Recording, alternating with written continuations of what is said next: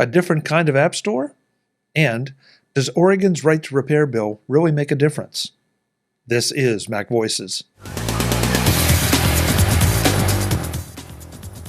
Today's edition of MacVoices is brought to you by the MacVoices Dispatch, our weekly newsletter. Visit macvoices.com/newsletter today, sign up, and stay up to date. So, moving on to the next thing. This was a Mac Rumors story about AltStore, which apparently is going to be coming as part of the, not to be smart about it, the alternative app store that is being pushed by the EU that will require customers to pledge $1 to $3 per month through Patreon for, I guess, whatever app that is is being used. Now, let's unpack that here for a second. So first of all, it's a subscription that Apple will not get a piece of, but Patreon will. Because Patreon, and we have a Patreon for MacVoices, and everybody knows that if you contribute $1 doesn't come to MacVoices. It's a lower amount. So I'm trying to look at this and saying, doesn't this just seem like you just shifting the dollar number? And I don't know what the percentage will be, because I haven't looked at exactly what Patreon charges, nor do I know what currently for new creators. But this seems to sort of miss the whole point. On the contrary, Chuck, I think it's actually the point. To take it out of Apple's pocket? To let someone else have an opportunity to have that money in their pocket as opposed to Apple. So yes, take it out of Apple's pocket. Now, and I'm not passing any judgment on this. I just think that's actually what the point is of part of the EU requirements now. So now you have these alternate app stores. So it's not just Apple that gets to take the money for selling apps. Other people have the opportunity to be Apple in this case.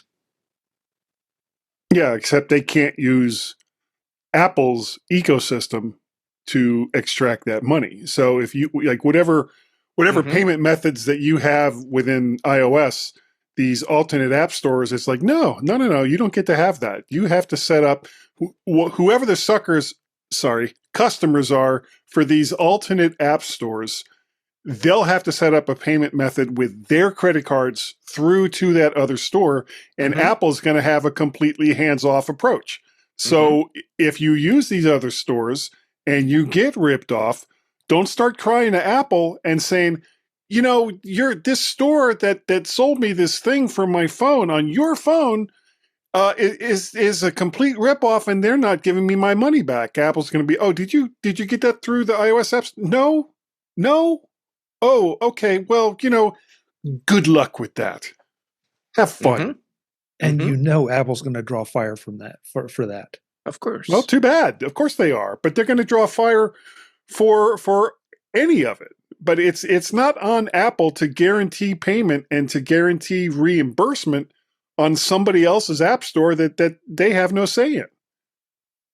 Until the EU says, Apple, you really should be responsible for that too, even though it's not your store. Now you're saying that in jest, but at the same time, it could happen. It sounds like something they just haven't thought of yet. Well, now we can blame you. Thanks, Eric. Yeah. So, this whole thing really is just a way of taxing Apple without calling it a tax. They're saying, yep, you have to allow this other store to exist. You're not going to get any money, so it's whatever percentage would have gone to Apple. It's a tax on Apple to let this other store exist. And then Apple doesn't get any controls, doesn't get to monitor it really. You cross your fingers and hope it works and then wait to see how it breaks. So, yeah. I guess I would prefer that it was just an upfront tax where everybody was clear about it right away, rather than trying to kind of force it in as an under the table kind of thing where nobody's really sure where the money is. So I'm sorry Jim's not here because he seems to be the one that could answer this. But if any of you know, please jump in. But there's been discussion, and we've had it here, about developers being able to sell their apps directly off of their own website, but they have to jump through certain hoops with Apple that allow Apple to maintain some semblance of control. In a third-party app store like this, or like we assume it's going to be, is there any requirement does Apple get involved in the transaction at all? Or is this just between me and what they call it? Shoot, I forgot the alt store.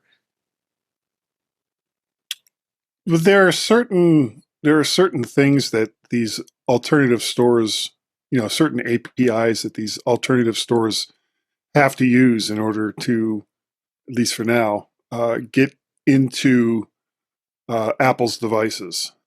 It still doesn't mean that Apple has a whole lot of control over what these alternative stores are going to deliver and what the consequences will be for apps that you bring onto your phone. I'm assuming, and this is a big assumption, that as these apps are downloaded, that Apple may be able to do a quick check to make sure that it's not going to put on like a keystroke logger or something along those lines. But for the most part, Apple isn't going to have that much control or that much say over the applications that you can get from these third-party stores. So it's going to be, and it's not dissimilar to what's going on in Android, it's the Wild Wild West. So you have lots of security applications that you should be running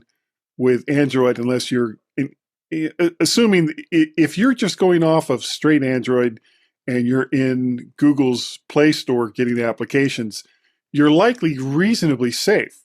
But if you get lots of apps from alternative app stores in Android, you have no idea where those apps came from or what they're actually going to do when you install them on your phone. I mean, I have an Android phone that I use for work, and other than the occasional update for the stock apps that the phone came with, I don't put anything else on it. I'm afraid to. I don't know what'll happen to that phone if I put on something that, and again, because of the nature of the work that I do, I can't afford to take that chance. Who's next? Marty? Yeah, I think Guy was telepathically connecting with me because he hit the point. That's so scary. Sorry. Yeah, I'm so sorry. Watch my head explode. Because that was my concern. There, earlier we talked about a concern about an app not working right, and then coming to Apple for the payback because it didn't work, and because Apple has deep pockets, the possibility of you saying, oh, now that's your responsibility too, even though it's in some other app store. My concern was about security. And, here is the most secure phone in the world. And then some app gets on there from an app store and it becomes insecure or unsecure. And then it becomes Apple's problem because they're touted as one of the most secure phones. So I think there's other ways that there's going to be blowback from this on Apple. Brian? Yeah, I had a question. I'm not sure if anyone knows, but so you're paying for these apps. They're subscription based. My understanding is, and you're paying through the payment that goes to Patreon. I'm assuming that if you stop paying, you're like a subscription. It breaks the app's use. You're not able to do anything with it. Because you're not currently subscribed. But can Patreon or the app, I guess the app's developer, raise the rate by any amount at any time that they want? I believe I read somewhere. I thought didn't an Apple, if an app wants to do a subscription increase, doesn't it have to be at prescribed incremental steps, like over a certain amount of time?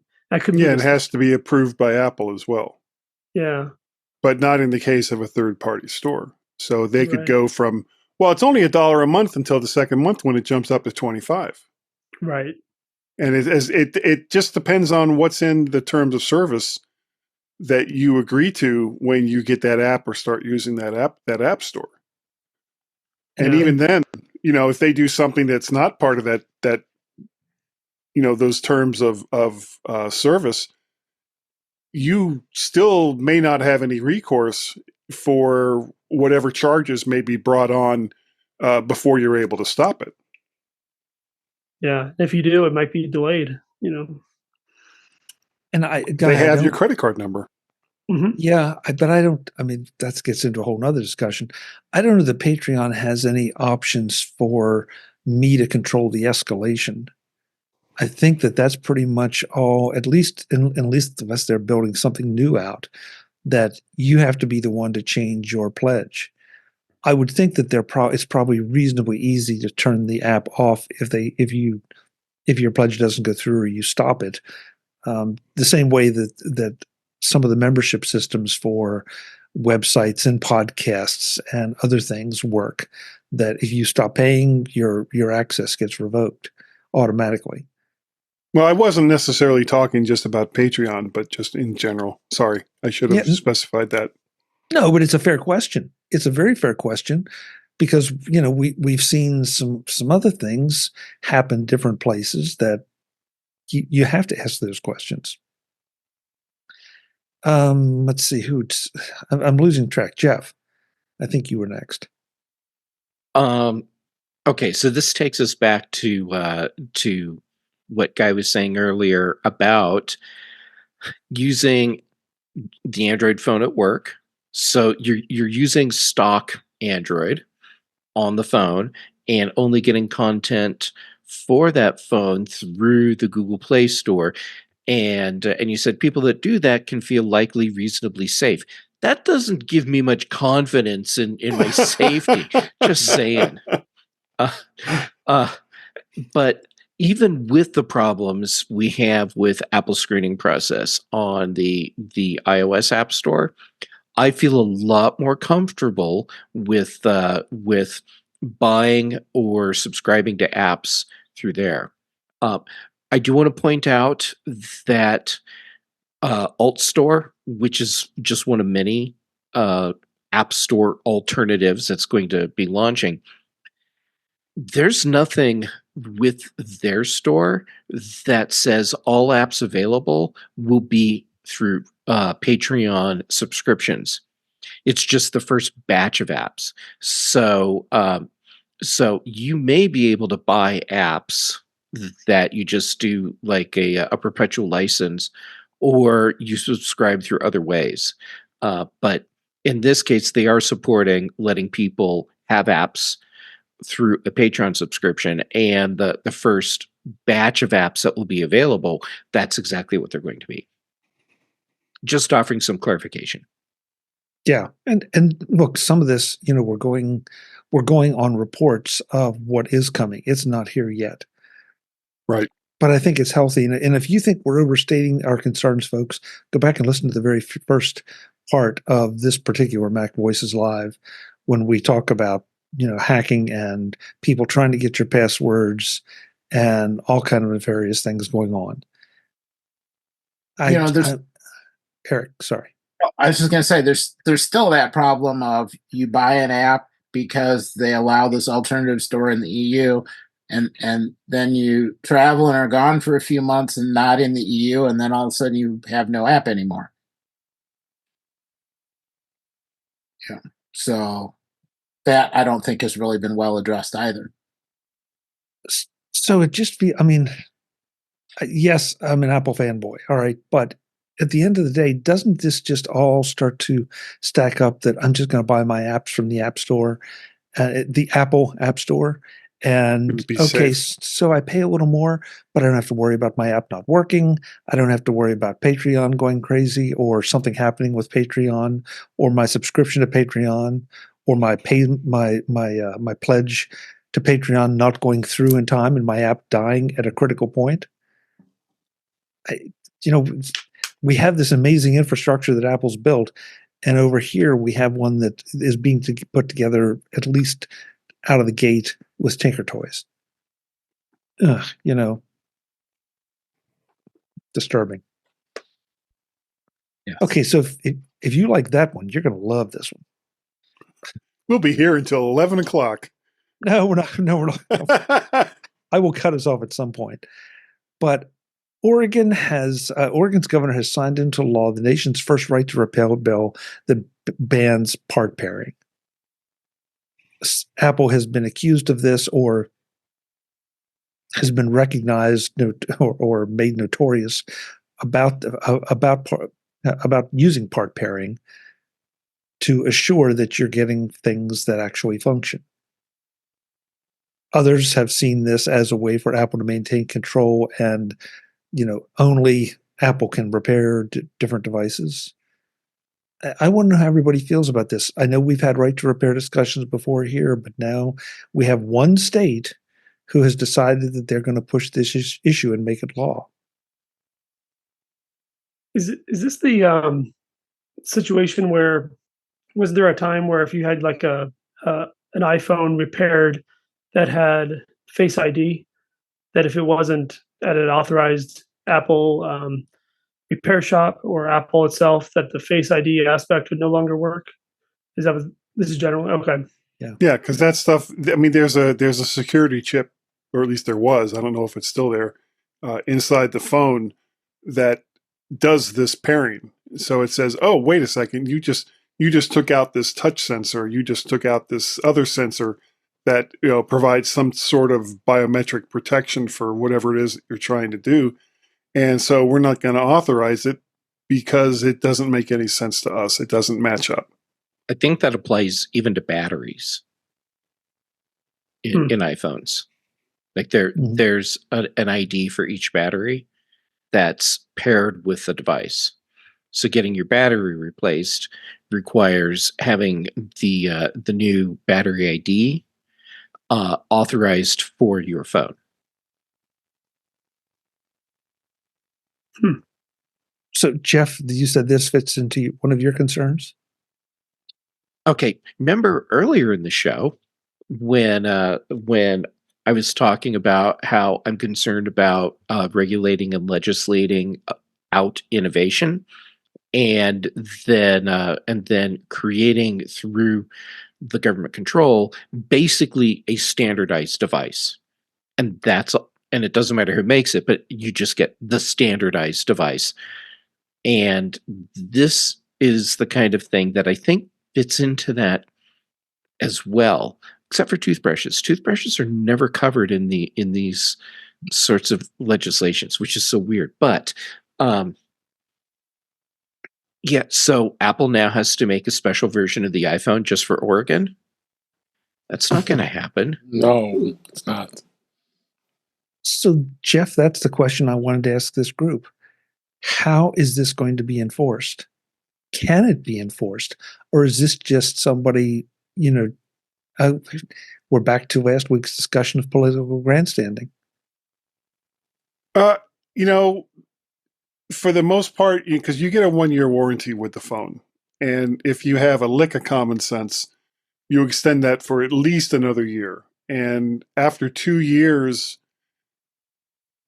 the number of people that are hanging on to their phones 2, 3, 4 years, which is where most of these repair concerns, I think, come in, is a very small percentage. So if Apple or if Oregon wants to do that, and the people that have these phone repairs done by third-party contractors that are using parts from God knows where, for the most part, the advanced features that people are worried about aren't going to work with those phones anyway.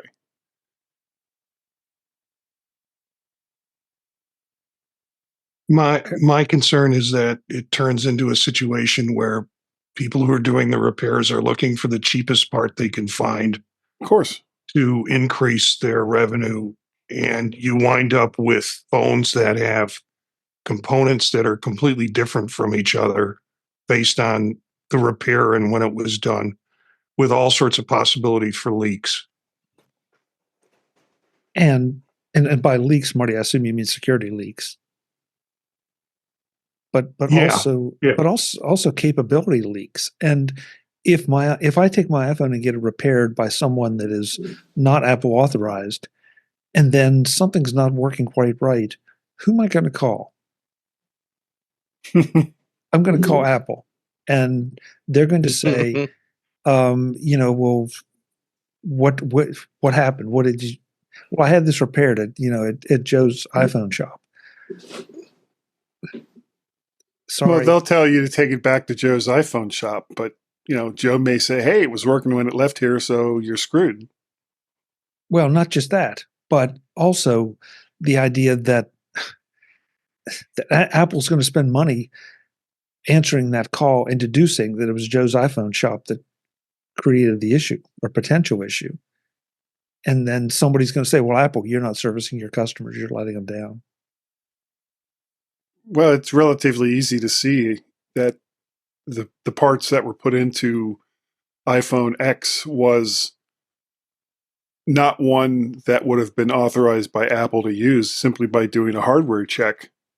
And that can easily be done just by plugging a phone into a computer and granting, if you want Apple to actually look at the phone, then they'll say, okay, well, plug your phone in and allow us access to the hardware, and we'll take a look at it. And whether that's done in the store or at your house, once something comes up that isn't kosher as far as the hardware goes, they're going to say, did you have this phone repaired by an Apple authorized dealer? And the moment that they say no, then it's like, well, okay, well, we don't know what to tell you. You've voided your warranty because you've gone to a store that doesn't use parts that we approve of. And if it's an out of warranty repair, then you're on the hook for it anyway. Yeah. Yeah. Eric and then Jeff. Oh, I was trying to remember what I was thinking. So, counterfeit components, that's been a problem for a really long time. Counterfeit batteries, counterfeit security chips. Somebody steals a phone, rips out all the components, repackages his parts, and ships it back out again.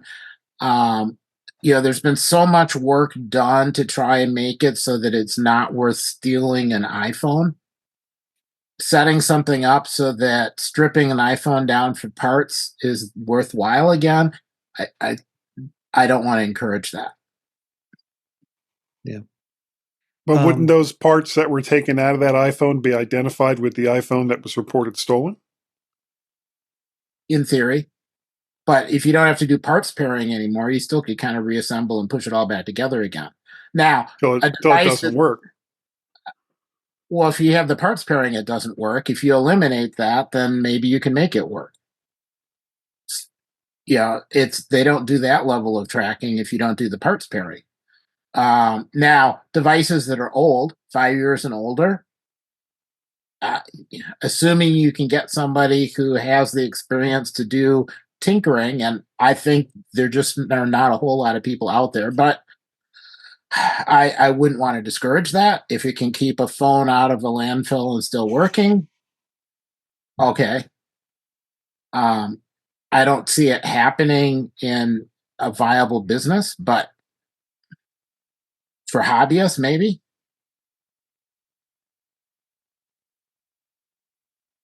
Some of this reminds me of I think it was a plumbing commercial that I recently saw, that their motto is that we repair what your husband fixed. Oh my God.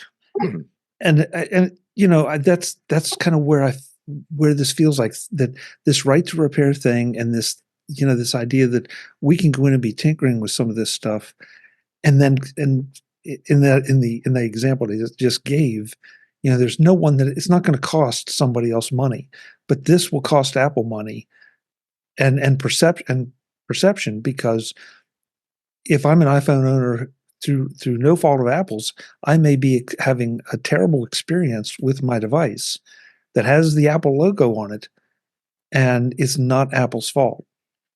So Apple's getting the phone calls, Apple's taking the hit for it, and Apple's not allowed to say, look, we want you to have the best experience possible. So therefore, you need to come to us. Jeff, you had one you want to bring up. Yes, and I would have put it into the YouTube chat, but I can't put stuff in the YouTube chat. So Mark was calling out my my comment on the security chips in the iPhone batteries. So I thought, well, I should do my due diligence and double check. And yes, so there is a chip in the battery's built-in logic board that's used for authentication and for pairing. So if you have a battery that's installed by an organization, a company that's not an authorized Apple service provider, they can't do the pairing for the battery. Therefore, you won't get to the features that go along with having a new battery in your iPhone, like knowing that it doesn't need to be serviced anymore. So yeah, there's definitely a chip in those batteries, and they can be installed only by an authorized service center to make everything work right.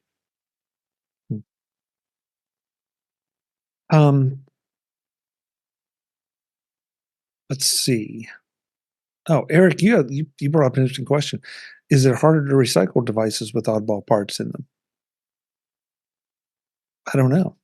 Well, I mean, Apple has that special machine that they use to, excuse me, rip these phones apart in 30 seconds or whatever to get out trace elements and not trace elements. Precious and rare.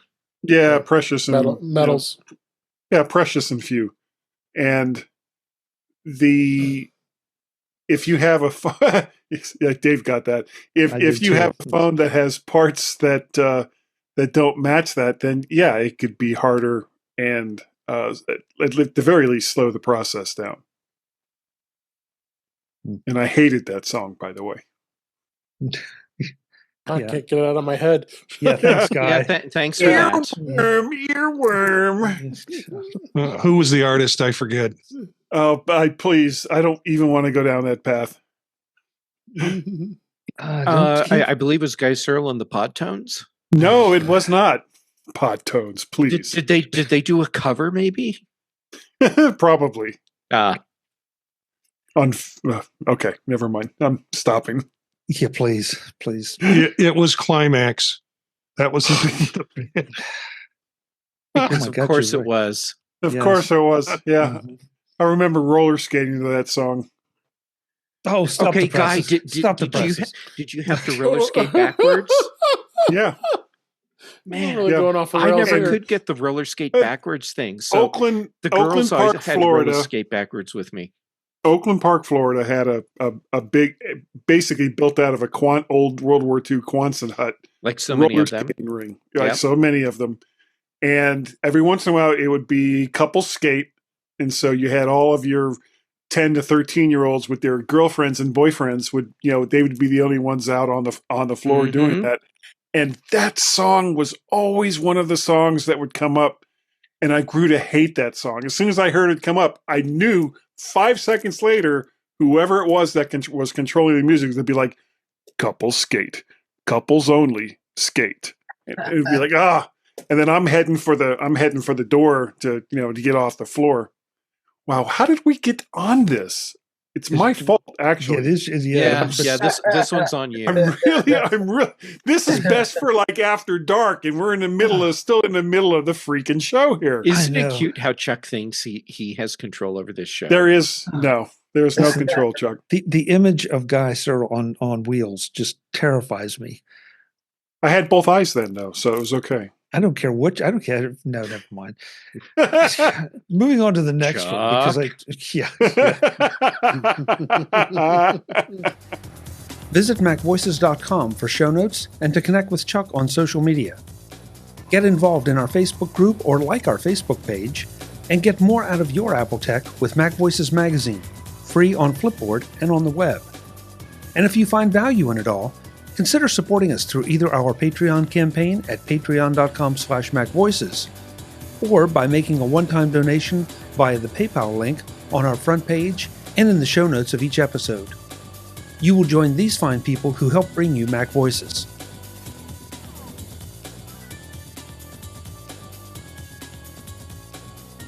Advertising handled by Backbeat Media at backbeatmedia.com. Bandwidth provided by CacheFly at cachefly.com.